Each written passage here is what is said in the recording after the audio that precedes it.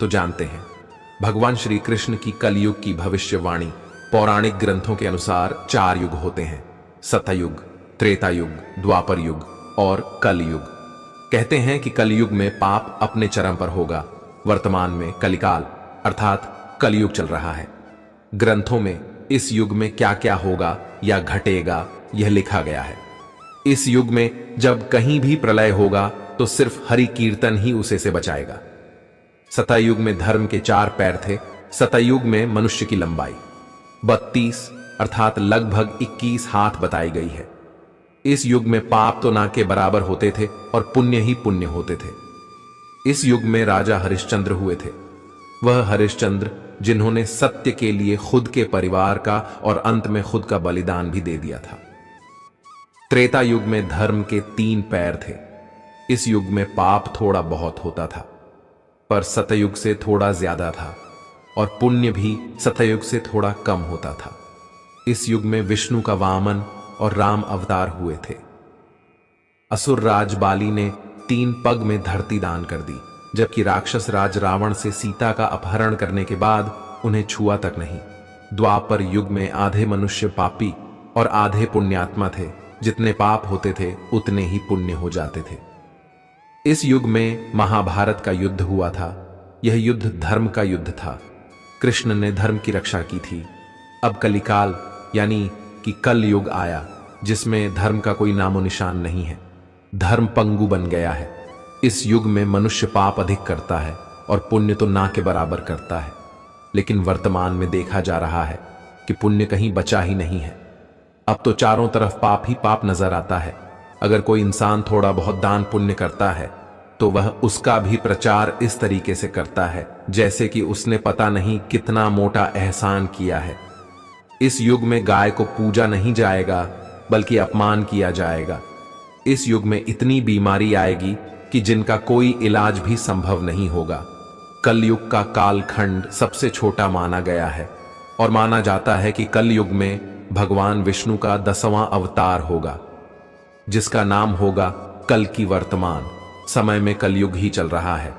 विष्णु पुराण में कलयुग का वर्णन करते हुए कहा गया है कि कलयुग में पाप इतना अधिक होगा कि सृष्टि का संतुलन ही खो जाएगा।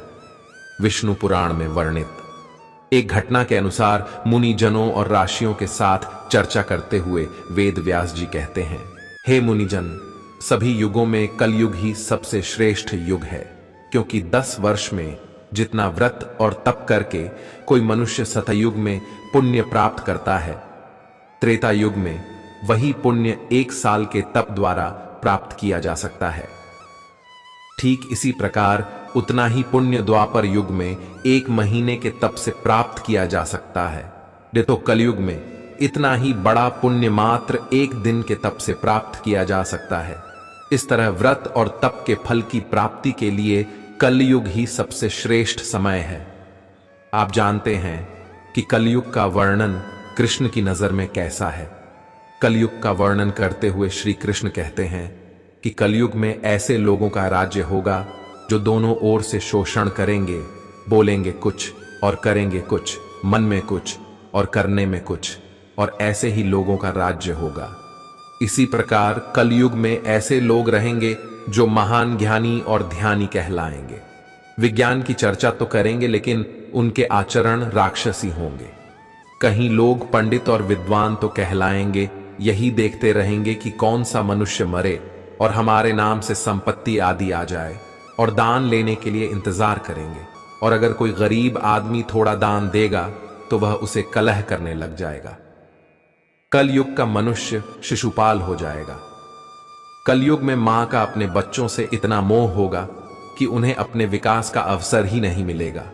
मोह माया में ही घर बर्बाद हो जाएगा और ज्यादा प्यार मिलने के कारण बच्चा बर्बाद हो जाएगा और उल्टे काम करेगा। किसी का बेटा घर त्याग कर साधु बनेगा तो हजारों व्यक्ति दर्शन करेंगे, किंतु यदि अपना बेटा साधु बनता होगा तो रोएंगे कि मेरे बेटे का क्या होगा, इसकी और हमारी तो जिंदगी ही बर्बाद हो गई। इतनी सारी ममता होगी कि उसे मोह माया और परिवार में ही बांध के रखेंगे और उसका जीवन खत्म हो जाएगा। अंत में बेचारा नाथ होकर मरेगा कलयुग में।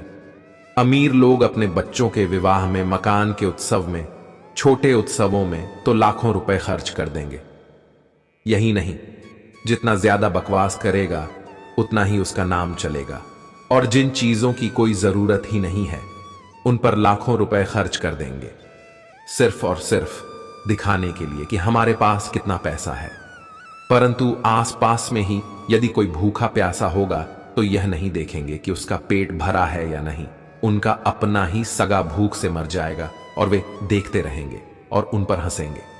दूसरी ओर मौज, मदरा, मांस, भक्षण, सुंदरता और व्यसन में पैसे लगा देंगे, किंतु किसी के दो आंसू पोंछने में उनकी रुचि नहीं होगी। कलयुग में मानव का मन नीचे गिरेगा, उसका जीवन पतित होगा। यह पतित जीवन धन की शिला से नहीं रुकेगा, नहीं सत्ता के वृक्षों से रुकेगा, किंतु हरि नाम के एक छोटे से पौधे से, हरि कीर्तन के एक छोटे से पौधे से मनुष्य जीवन का पतन होना रुक जाएगा। पुराणों में लिखा है कि जैसे जैसे कलयुग आगे जाएगा वैसे भारत की गद्दी पर वेद विरोधी लोगों का शासन होने लगेगा। ये ऐसे लोग होंगे जो जनता से झूठ बोलेंगे और एक दूसरे की आलोचना करेंगे और जिनका कोई धर्म नहीं होगा। यह सभी विधर्मी, यह सभी मिलकर भारत को बर्बाद कर देंगे और अंत में भारत को एक अराजक भूमि बना ही देंगे और जज और कलयुग आता जाएगा, क्योंकि ब्राह्मण गण का संस्कार शून्य हो जाएगा तथा राजा लोग भी शूद्र तुल्य हो जाएंगे। अपनी त्वचा बुद्धि को ही शाश्वत समझकर कुछ मूर्ख लोग ईश्वर की तथा धर्म ग्रंथों की प्रामाणिकता मांगने का दुस्साहस करेंगे और पुराणों का अपमान करेंगे। इसका अर्थ है कि उनके पास जो मान रहे हैं, जब सभी वेदों को छोड़कर संस्कार शून्य हो जाएंगे और छोटी बातों को लेकर ही यह क्रोध के मारे आग बबूला हो जाएंगे। यह दुष्ट लोग स्त्री, बच्चों, गांव और ब्राह्मणों को मारने में भी नहीं हिचकिचाएंगे। हथियार लेने में यह सदा उत्सुक रहेंगे और इनकी आयु थोड़ी होगी। यह लोग दूसरों की बहू बेटी पर बुरी दृष्टि डालेंगे और उन्हें परेशान करेंगे और उनके साथ गलत काम करेंगे।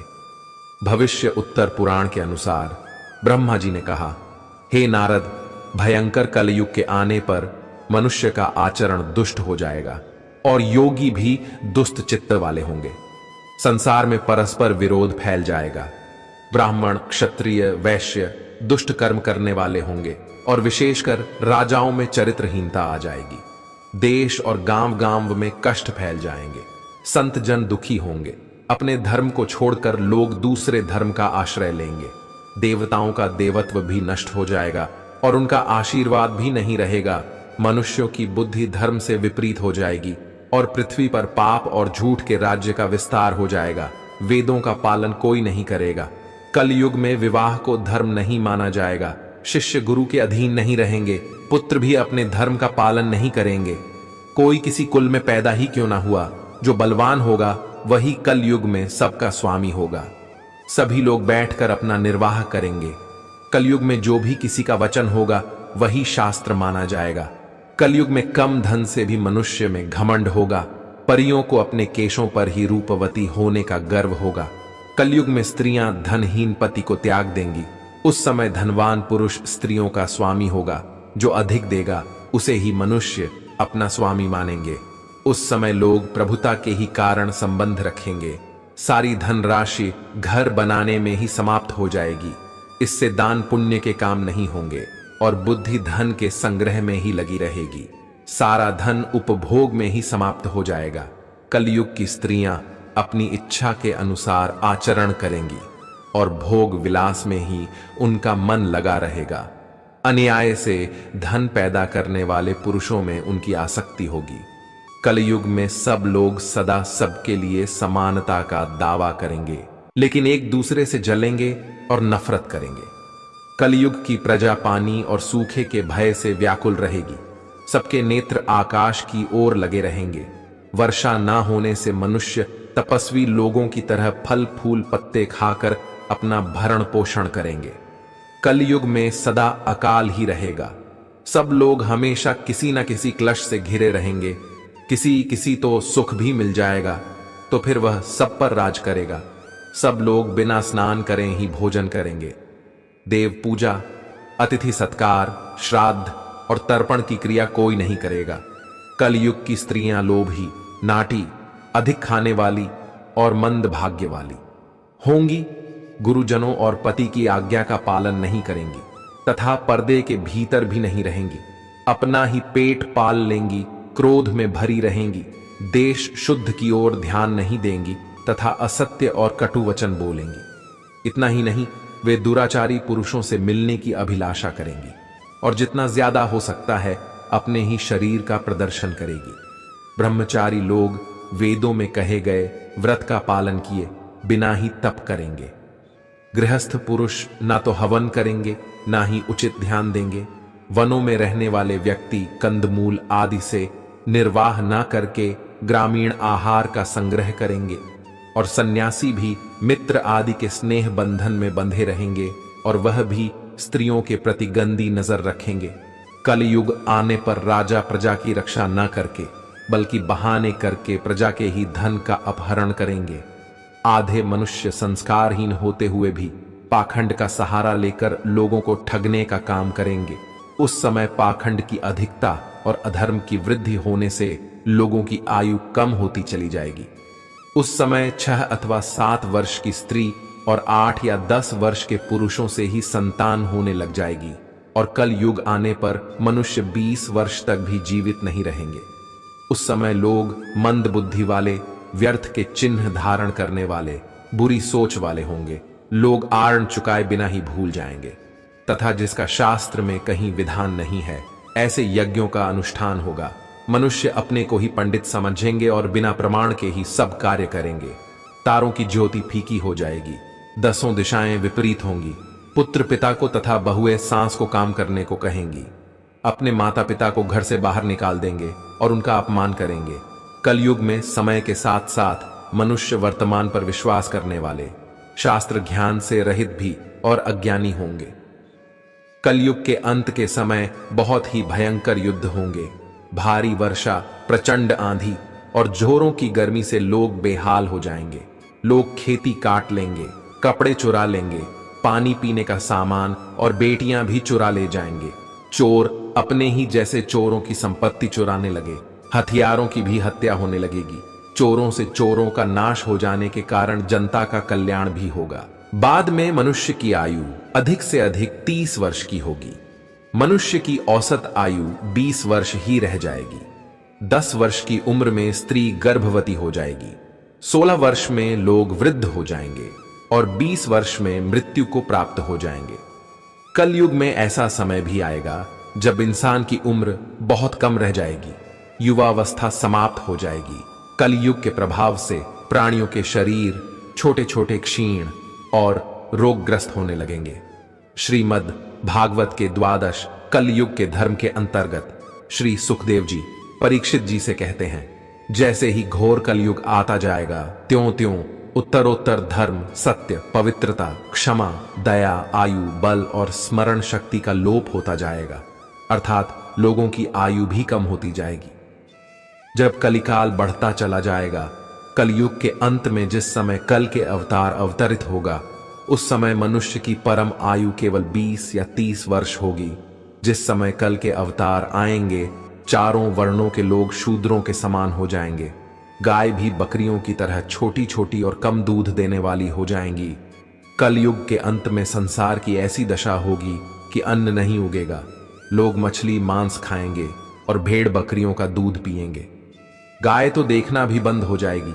अगर गाय होगी तो वह बकरी समान होगी। एक समय ऐसा आएगा जब जमीन से अन्न उपज बंद हो जाएगा, पेड़ों पर फल नहीं लगेंगे। धीरे धीरे यह सारी चीजें विलुप्त हो जाएंगी। गाय दूध देना बंद कर देगी। स्त्रियां कठोर स्वभाव वाली, कड़वा बोलने वाली होंगी। वे पति की आज्ञा नहीं मानेगी। जिसके पास धन होगा उसी के पास रहेगी। मनुष्य का स्वभाव गधों जैसा गृहस्थी का भार ढोने वाला रह जाएगा। धर्म कर्म का लोप हो जाएगा। मनुष्य अहित नास्तिक हो जाएंगे। सभी एक दूसरे को लूटने में लगे रहेंगे। कलयुग में समाज हिंसक हो जाएगा। जो लोग बलवान होंगे उनका ही राज चलेगा। मानवता नष्ट हो जाएगी। रिश्ते खत्म हो जाएंगे। एक भाई दूसरे भाई का ही शत्रु हो जाएगा। युवा हिंसा ही धर्म होगा। पुत्र पिता का और पिता पुत्र का वध करके भी शांत नहीं होंगे। अपनी प्रशंसा के लिए लोग बड़ी बड़ी बातें बनाएंगे, किंतु समाज में उनकी निंदा नहीं होगी। उस समय सारा जगत लालची हो जाएगा, इसमें संयम नहीं होगा, एक हाथ दूसरे हाथ को लूटेगा।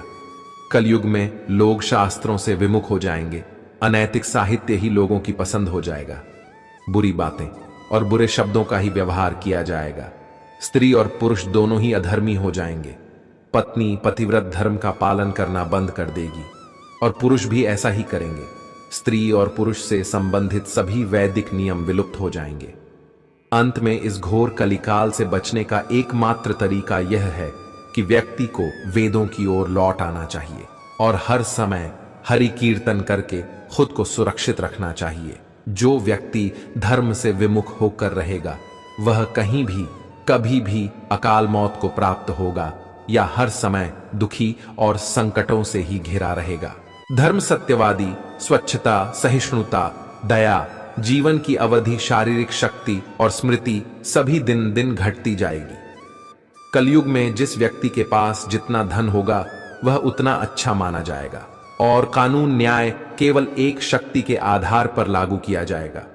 इस युग में पुरुष और स्त्री साथ साथ रहेंगे और व्यापार में सफलता चल पर निर्भर करेगी। पहले के समय में जो ब्राह्मण रहते थे वह अपने शरीर पर बहुत कुछ धारण करते थे, पर कलयुग में वे लोग सिर्फ एक धागा पहनकर अपने ब्राह्मण होने का दावा करेंगे। जो व्यक्ति बहुत चालाक और स्वार्थी होगा वह इस युग में बहुत विद्वान माना जाएगा। इस युग में जिस व्यक्ति के पास धन नहीं होगा वह अधर्मी, अपवित्र और बेकार माना जाएगा।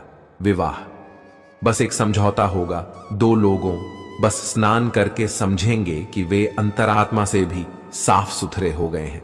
पेट भरना लोगों का लक्ष्य हो जाएगा। ऐसा माना जाएगा कि मनुष्य की सुंदरता उसके बालों से होगी। पृथ्वी भ्रष्ट लोगों से भर जाएगी और लोग सत्ता हासिल करने के लिए एक दूसरे को मारेंगे। अकाल और अत्यधिक भूखमरी द्वारा परेशान लोग पत्ते, झाड़, मांस, जंगली शहद, फल फूल और बीज खाने को मजबूर हो जाएंगे। जब सूखा पड़ेगा, ठंड हवा, गर्मी, बारिश और बर्फ ये सब लोगों को बहुत परेशान करेंगे।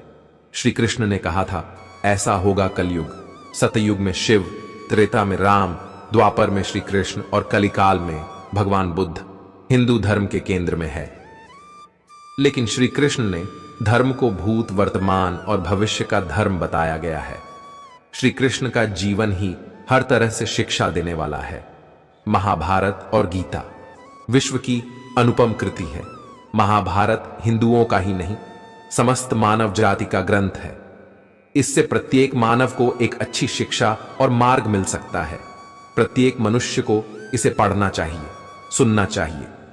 महाभारत में जीवन से जुड़ा ऐसा कोई विषय नहीं है जिसका वर्णन न किया गया हो और जिसमें जीवन का कोई समाधान ना हुआ।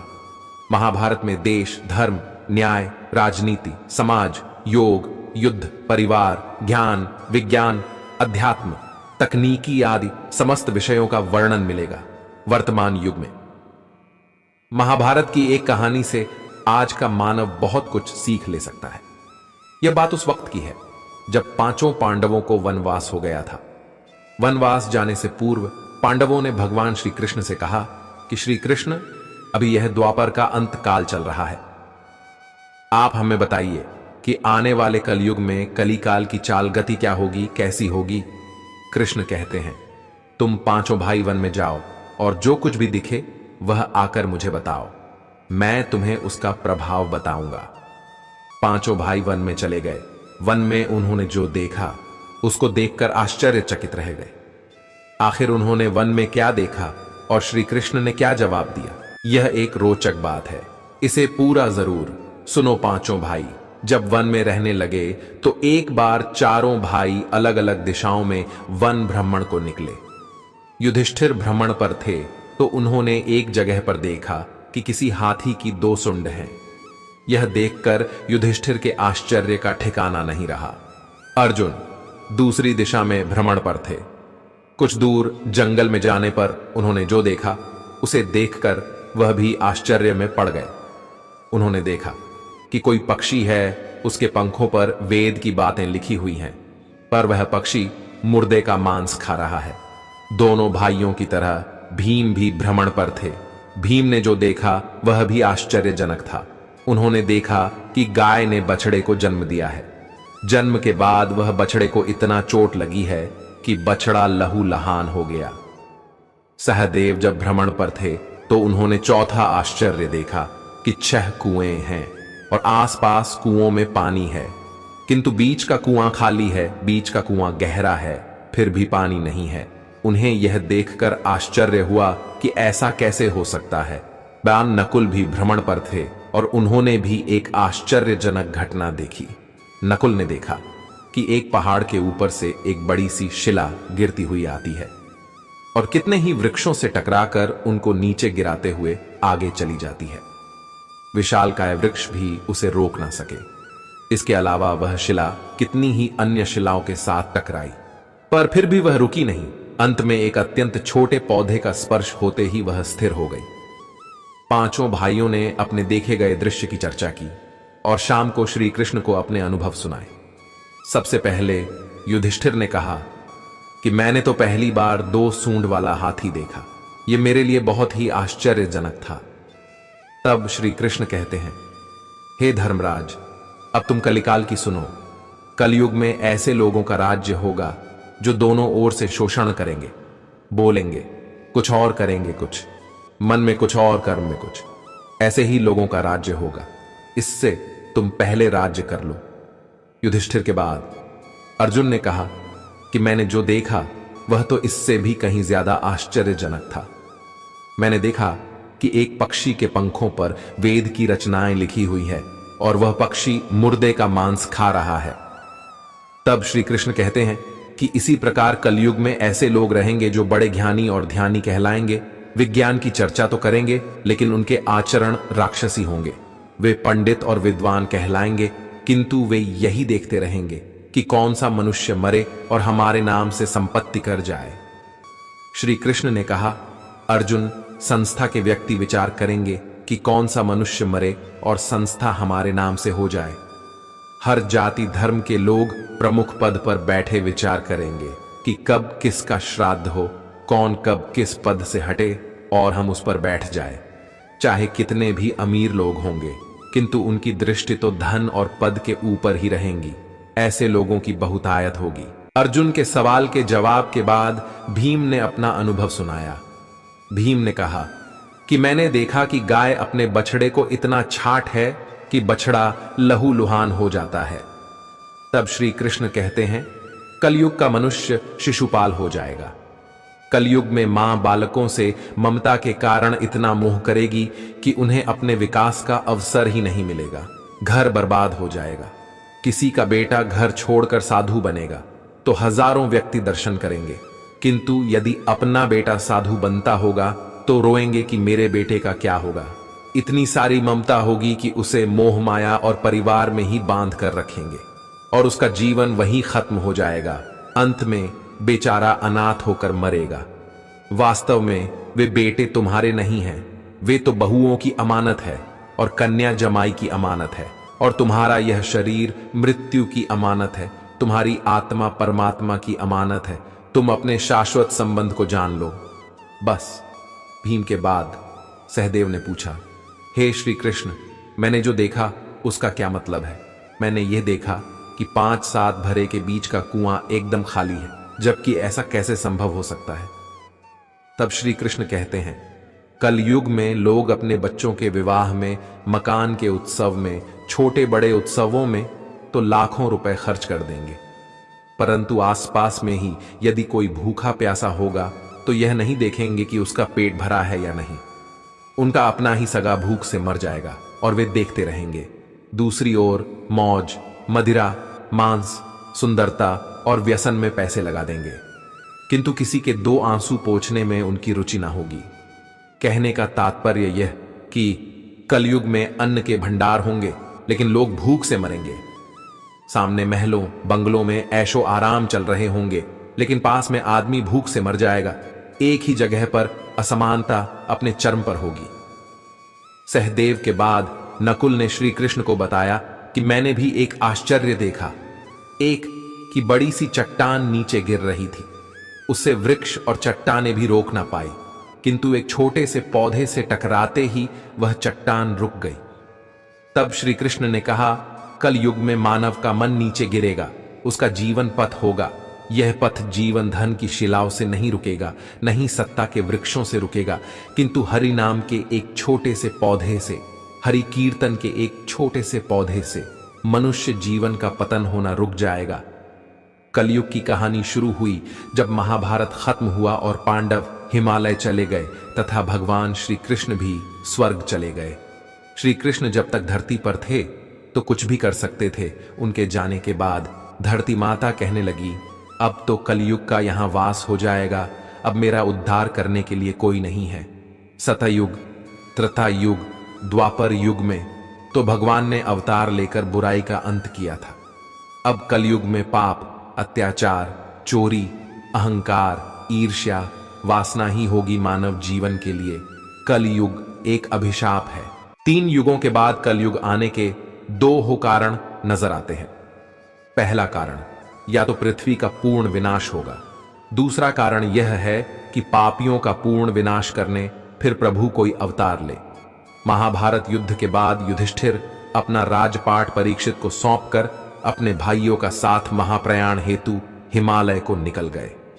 तब धर्म रूपी बैल और गाय रूप में बैठी पृथ्वी सरस्वती नदी के किनारे बैठकर वार्तालाप कर रहे थे। तब वहां कलयुग आ गया और उन दोनों पर प्रहार करने लगा। तभी वहां से राजा परीक्षित गुजर रहे थे। उन्होंने गाय और बैल को मारते देख क्रोधित हो गए। राजा परीक्षित उसे मार देने के लिए जैसे ही तलवार निकाली, वैसे ही कलयुग उनके पैरों में गिर गया और क्षमा मांगने लगा। राजा परीक्षित ने कहा, झूठ, कपट, चोरी, पाप, अधर्म, गरीबी, सबका कारण तू ही है। उन्होंने कहा, मेरे राज्य से निकल जाओ और वापस मत आना। तब कलयुग ने कहा, हे राजन, पूरी पृथ्वी पर आपका ही राज्य है, आप ही मुझे शरण दें। तब राजा परीक्षित ने कहा, झूठ, धूत, परस्त्री, गमन, मदपान और हिंसा में तू रह सकता है। कलयुग ने कहा, महाराज, ये तो पर्याप्त नहीं है, मुझे कुछ और भी दे। तब राजा परीक्षित ने कहा, मैं तुझे सोने में स्थान देता हूं। यह आशीर्वाद मिलते ही वो राजा परीक्षित के सोने के मुकुट में बैठ गया। धरती पर 4 युग होते हैं। पहला युग सतयुग। इस युग में धर्म के 4 पैर थे, जिसमें राजा हरिश्चंद्र पैदा हुए थे। उन्होंने सत्य के लिए अपने परिवार का बलिदान कर दिया था। उस समय सत्य 100% था। त्रेता युग। इस युग में धर्म के 3 पैर ही रहे। इस युग में भगवान विष्णु ने वामन और राम अवतार लिया था। त्रेता युग में पाप की मात्रा 25 और धर्म की 75% हो गई थी। इस युग में असुर राज बाली ने 3 पैर के नापने पर धरती दान कर दी थी। रावण ने सीता जी को अपहरण किया, पर उन्हें छुआ तक नहीं। द्वापर युग। इस युग में धर्म के 2 पैर ही रहे, क्योंकि 50% पाप और 50% धर्म ही बचा था। तर इसी युग में महाभारत हुई थी। वह युद्ध भी धर्म युद्ध ही था। उस युग में भगवान श्री कृष्ण अवतार में आए और पापियों का नाश किया और धर्म की रक्षा की। कलयुग। इस युग में धर्म का नामो निशान मिटता जा रहा है। धर्म पंगु बन गया है। अब धर्म का 1/4 हिस्सा ही रह गया है। पाप की मात्रा 75 और पुण्य की 25% रह गई है। जो धर्म की रक्षा करेगा, उसकी धर्म रक्षा करेगा। जो भारत की धरती पर धर्म और संस्कृति की हानि करेगा, उसका संपूर्ण विनाश हो जाएगा। जो हरि नाम का परमात्मा का ध्यान करेगा, उसका भव पार हो जाएगा। जिसके पास गाय होगी या गाय की सेवा करेगा, उसको परमात्मा का आशीर्वाद रहेगा। लोगों को वेदों का ध्यान करना चाहिए। धर्म की जड़ हमेशा हरि रहती है, इसलिए धार्मिक कार्य करो। जो व्यक्ति धर्म से विमुख रहेगा, वो हर समय दुखी और संकटों में रहेगा, इसलिए धर्म की नाव पर चलो। क्या होगा कलयुग में? पाप का बोलबाला रहेगा। कोई मान सम्मान नहीं करेगा। संभोग और विलास ही पर ध्यान रहेगा। पैसे वाले का ही बोलबाला रहेगा। अत्याचार होगा। नारी पैसों की ओर आकर्षित होगी और पड़ोसी पड़ोसी को भी नहीं पहचानेगा। आदमी की 2 तरह की जुबान होगी। वह उपदेश कुछ और देगा और खुद कुछ और करेगा। ऐसे लोग होंगे जो ज्ञान की चर्चा तो करेंगे, पर आचरण राक्षसी होंगे। मोह माया ही घेर को बर्बाद कर देगी। जब किसी का बेटा साधु बनेगा तो सब जयकार करेंगे, पर अपने बच्चे को कोई साधु नहीं बनाएगा। लोग शादी, मकान, उत्सव में पैसा खर्च करेंगे, पर पड़ोस में कोई गरीब है तो उसकी मदद नहीं करेंगे। मौज, शराब, अय्याशी में धन खर्च करेंगे, पर किसी के आंसू नहीं पहुंचे जाएंगे। जब घोर कलयुग आएगा तब 20 वर्ष की आयु होगी। कलयुग के अंत में भयंकर युद्ध होंगे, वर्षा प्रचंड रूप ले लेगी, भयंकर आंधी तूफान, तेज गर्मी पड़ेगी। जैसे जैसे समय गुजरेगा ऐसे लोगों का आधिपत्य रहेगा। जिनका ना कोई धर्म होगा वे सभी पापी लोग होंगे। सभी भारत को तोड़ने में लगे रहेंगे। जिसमें दिमाग नहीं होगा पापी होगा। ये लोग गर्म दिमाग के होंगे, दूसरे की स्त्री को और धन को हथिया लेंगे। इनकी शक्ति और उम्र कम होगी। अपना धर्म छोड़कर दूसरे धर्म का आश्रय लेंगे। लोगों की बुद्धि धर्म विपरीत हो जाएगी। कलयुग के 5000 साल बाद गंगा नदी सूख जाएगी। कलयुग के अभी 4,26,882 वर्ष बाकी है। समस्त सृष्टि खत्म होगी। उसके लिए 2 बातें सामने आ रही हैं। पूरी पृथ्वी पर इतनी वर्षा होगी कि सारी पृथ्वी जलमग्न हो जाएगी और सब खत्म हो जाएगा।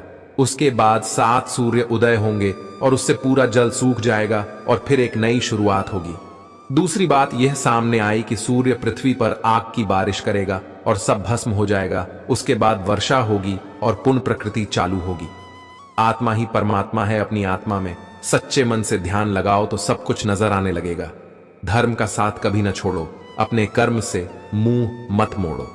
और द्वापर युग में भगवान विष्णु के राम और कृष्ण के अवतार, वेद व्यास के, श्रीमद् भागवत के प्रकाश और श्री रामानुजन, निम्बाकाचार्य, वल्लभाचार्य और रामानंद के विशिष्ट द्वैत दर्शन के प्रभाव के अनुसार परम ब्रह्मा की अनंत शक्तियां का ही प्रत्यक्ष प्रकटीकरण है। पद्म पुराण, अध्यात्म रामायण और रामचरितमानस के राम के धाम में और गोलोक में निवास करते श्री कृष्ण की भांति अनंत काल तक विहार करते हैं। गोस्वामी तुलसीदास के रामचरितमानस के अनुसार ब्रह्मा और शिव के नेतृत्व में सभी देवता भगवान विष्णु को अवतार लेने की प्रार्थना करने के लिए ना तो बैकुंठ गए और ना ही क्षीर सागर, किंतु राम को सूक्ष्म अग्नि की तरह उपस्थित होने के लिए जैसी भगवान शिव द्वारा सलाह दी गई है, जहां थे वहीं से उन्होंने प्रार्थना की और उनके अवतार के बारे में भगवान का उन्हें आश्वासन मिला। इसमें आगे बताया गया है कि मनु ने इसके लिए गौर तपस्या की। ब्रह्मा, विष्णु और शिव ने उनसे बार बार संपर्क किया गया, किंतु दंपति ने जोर देकर यही कहा कि वे चाहते हैं कि परम ब्रह्मा स्वयं प्रकट होकर उन्हें आशीर्वाद दें। तेज वे वरदान के लिए ब्रह्मा, विष्णु और शिव के आश्वासन से कदापि संतुष्ट नहीं हुए। वे चाहते थे कि जो स्वरूप शिव के हृदय में बसता है, जिसके बारे में महारोगियों का ध्यान रहता है और जो भूसुंडी की अंतरात्मा की भक्ति के महासागर में हंस की तरह तैरता है, ज्ञान, योग और भक्ति तीनों के रूप में स्वयं होकर वे आशीर्वाद के लिए ही वे तपस्या कर रहे हैं। इसी तरह श्रीमद् भागवत में भी भगवान कृष्ण में वेद व्यास ठीक आरंभ में ही संसार के नयनतापूर्ण ब्रह्मा के पूर्ण सत्य का पता लगाने के लिए प्रतिज्ञा करते हुए कहते हैं, इस प्रकार राम तुलसीदास के लिए मात्र पुराणों के भगवान विष्णु के अवतार नहीं है और ना ही वेद व्यास के लिए कृष्ण ईश्वर कृष्ण है। इस दर्शन पर प्रकाश डालने के लिए तुलसीदास ने आगे अनेक इतिवृत्त समेटे हैं। उनके अनुसार जिस समय राम रावण द्वारा सीता के अपहरण पर विलाप कर रहे थे, उस समय अगस्त्य के आश्रम से लौटते समय शिव और सती उस स्थान से होकर गुजरे। सती राम के विलाप को एक सामान्य मनुष्य की तरह ही देखकर विस्मित हुई और उन्हें कभी सर्वोच्च देवता के रूप में स्वीकार करने के लिए तैयार नहीं होते हैं। उन्होंने भी राम की शक्ति के संबंध में परीक्षा करने का निर्णय किया और उन्हें आश्चर्यचकित करने के लिए सीता का रूप ले लिया। इसने भगवान शिव को इस सीमा तक शुद्ध कर दिया कि जब तक वे पार्वती के रूप में एक बार फिर से जन्म नहीं ले लेती हैं, वे तब तक के लिए उनका त्याग कर देते हैं। इस प्रकार श्रीमद् भागवत और राम का केंद्र विषय मुख्यतः इस संदेह का ही निवारण है कि वे मात्र विष्णु के अवतार हैं। भारतीय दार्शनिक दृष्टि के भगवान 3 प्रकार के हैं। निर्गुण निराकर यानी वेदांत उपासना का अव्यक्त ब्रह्मा, निर्गुण साकार यानी सांख्य और योग दर्शन का ईश्वर सगुण साकार यानी परम ब्रह्म परमेश्वर का लोक अवतार, पहली श्रेणी का ईश्वर, किसी को प्रत्यक्ष उपलब्ध नहीं है। वेदांत के अनुसार वह अपनी माया से ही ईश्वर, जीव और संसार के रूप में प्रकट होता है। उसकी माया का सात्विक पक्ष ईश्वर, राजिक पक्ष जीव और तामसिक पक्ष अचेतन जगत की रचना करता है। सामान्य बोध के लिए यह कहा जा सकता है वह अंतरिक्ष की तरह परम व्यापक, अनादि और अनंत है। दूसरे प्रकार का ईश्वर परमात्मा के रूप में विभिन्न रूपों और अवतारों में विद्युत या अग्नि की तरह अनुभव किया जा सकता है। वह पहली श्रेणी के परम ब्रह्म की सभी विशेषताओं को समाहित करते हुए अपनी दिव्यता में सर्वथा सर्वत्र उपलब्ध है। वह न केवल प्रत्येक कण में मौजूद है, बल्कि खुद को हम सभी के लिए प्रत्येक कण के रूप में प्रकट कर रहा है और मात्र हमारे अनुभव नहीं बल्कि बोध के लिए उपलब्ध है। यह तो सर्वविदित है कि श्री कृष्ण जी भगवान के अवतार के रूप में आए, इसमें कोई संशय ही नहीं है, और भगवान कभी किसी भी रूप में आकर गलत नहीं करते। यह भी सत्य है कौरव हमेशा से ही पांडवों के साथ दुर्व्यवहार करते हैं, जिसका महाभारत के अंदर वर्णन किया गया है। बचपन से ही कौरव पांडवों को मारने या उन्हें नीच दिखाने की कोशिश करते थे। यह अधर्म को परिभाषित करता है। उसके बाद कौरवों ने कुल वधू का अपमान किया और उन्हें भरी सभा में अपमानित किया गया। हालांकि इसमें पांडवों का दोष भी है, लेकिन कौरवों ने धर्म की सारी मर्यादाएं ही खत्म कर दी थीं। भगवान के प्रस्ताव को भी ठुकरा दिया था। राजा अपने पुत्र मोह में उस कदर पड़ गया था कि नेत्रहीन होने के साथ साथ उसकी बुद्धि भी भ्रष्ट हो गई थी। संजय, जय विदुर पितामह भीषण इस युद्ध का परिणाम जानते थे और उन्होंने युद्ध ना हो इसका प्रयास भी किया, लेकिन कौरवों को अपनी शक्ति पर अभिमान था। यदि कौरव जीत जाते तो आप अनुमान लगा सकते हैं, जो अपने परिवार की सबसे बड़ी बहू अर्थात अपने बड़े भाई की पत्नी का सम्मान नहीं कर सकता, वह राजा बनने और अपना कोई दुश्मन शेष ना होने के बाद जनता को क्या समझता और कितना जुल्म करता, यह आप सहज ही समझ सकते हैं। कौरवों के जीवित रहने का मतलब होता अधर्म का जीवित रहना, और भगवान ने कौरवों को मारने के लिए अवतार नहीं लिया था, बल्कि उन्होंने अधर्म को मारने के लिए अवतार लिया था। यदि भगवान ने अधर्म की जगह सिर्फ कौरवों को मारने के लिए अवतार लिया होता तो कंस, जरासंध, शिशुपाल ये सभी अधर्मी जीवित बच जाते और धर्म की स्थापना हो ही नहीं पाती।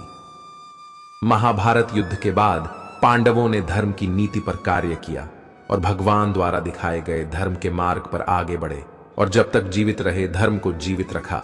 अंत में इस घोर कलिकाल से बचने का एकमात्र तरीका यह है कि व्यक्ति को वेदों की ओर लौट आना चाहिए और हर समय हरि कीर्तन करके खुद को सुरक्षित रखना चाहिए। जो व्यक्ति धर्म से विमुख होकर रहेगा वह कहीं भी कभी भी अकाल मौत को प्राप्त होगा या हर समय दुखी और संकटों से ही घिरा रहेगा। प्रिय मित्रों, इस कल युग से अगर आप बचना चाहते हैं तो गलत लोगों के साथ दूरियां बनाए रखें और भजन कीर्तन करते रहिए एवं भागवत गीता के पाठ अवश्य करें। आप ईश्वर की पूजा आराधना में लगे रहिए। इससे आपके जो भी बुरे कर्म के फल रहेंगे वह भी समाप्त हो जाएंगे और आने वाले समय में इस कल युग से आपको मुक्ति मिलेगी। भगवान श्री कृष्ण ने कहा है कि जो व्यक्ति कलयुग में हमेशा सत्य के मार्ग पर चलेगा उसका जीवन आसान हो जाएगा। श्री कृष्ण की बताई गई इन 4 अहम बातों पर चलना कलयुग के इंसानों के लिए थोड़ा मुश्किल जरूर है, लेकिन जो व्यक्ति इन 4 बातों का पालन करेगा उसका जीवन बेहद आसान हो जाएगा। आज भाग दौड़ भरी जिंदगी में ईश्वर का स्मरण करने के लिए किसी के पास समय नहीं है, लेकिन जब विपत्ति आती है तो सबको भगवान याद आते हैं। अगर इंसान सुख में भी भगवान का स्मरण करता रहे तो उसको दुख के दिन नहीं देखने पड़ेंगे। उसे सुख और दुख दोनों समय भगवान का स्मरण करते रहना चाहिए और रोज